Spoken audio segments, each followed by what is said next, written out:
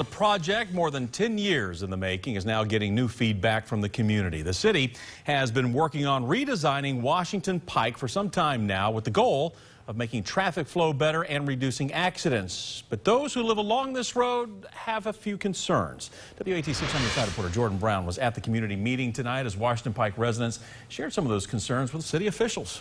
Yeah, Bo, this project is broken up into two parts. For the area of Washington Pike west of Mill Road, the city is proposing a 3-lane facility with a raised median. The section will have one travel lane in each direction, a dual-use left turn lane with sidewalks, and landscape buffers on both sides of the road. For the area of Washington Pike between Mill Road and Murphy Road, it'll be kind of the same, but the city wants to expand to 5 lanes with a raised median. And again, that section will have 2 travel lanes in each direction, a left turn lane with those shared use paths, and a landscape buffer on both sides of the road. Now, all this sounds great, but the problem is with the new sidewalks. Some residents would be required to give up some of their land. If you've ever been down the section of Washington Pike between I-640 and Mill Road, you know it's a busy 2-lane road that often gets congested. City leaders are trying to fix that. So a couple of feet off the shared use path where the slope breaks, that's where the right-of-way will be. But their efforts may come at the expense of portions of some people's properties. Going from a road that's about 25 feet wide to almost 100 feet wide is going to put that road and the sidewalks really close to the front doors of people that have lived here for a long time. People like Theora Jameson. Her family has owned the land she lives on for centuries. Now pieces of it are being threatened. Almost half of my front yard, I'd say. Probably to where those bushes end, and maybe a little more. It makes me feel sad because we're not going to exist eventually.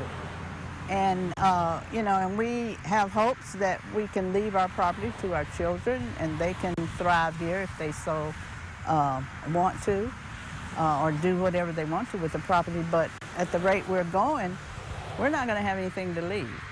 Residents agree some changes are needed, but some think the project should be scaled down. I think a lot of the traffic concerns are really caused by turning movements during the peak rush hours.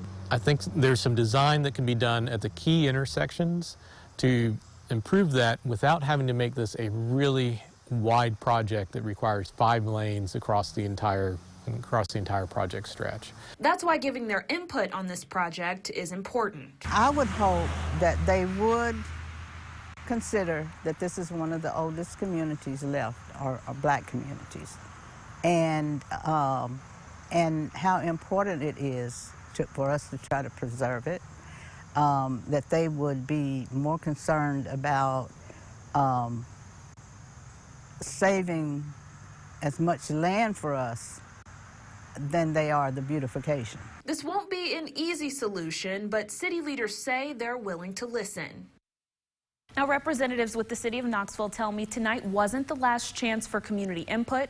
There will be more meetings, and they welcome all feedback. Bo? All right, Jordan, thank you. And while this project is still in the early design phase, city officials say they hope to start construction by 2024.